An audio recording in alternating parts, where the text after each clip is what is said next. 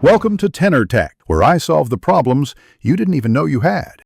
You're starting fast. Sign into your Google account and open Calendar.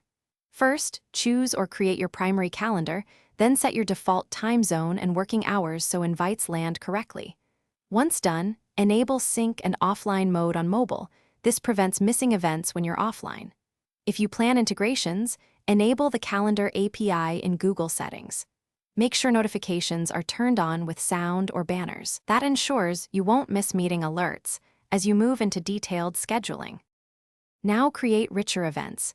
Use Quick Add with natural language or click a time slot to open the full editor for details. Add guests and adjust guest permissions. Decide who can modify or invite others. Attach Drive files and pick your conferencing option like Google Meet. Once linked, links auto-update in invites.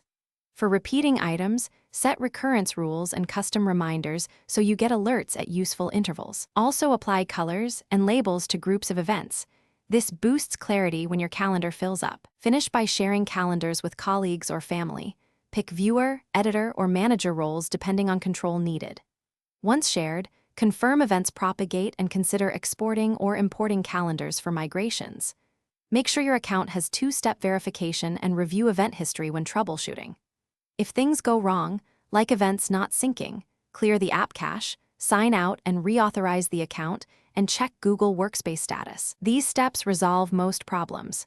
If an attached Meet link fails, recreate the event. Thanks for watching. Subscribe to keep your life in tune.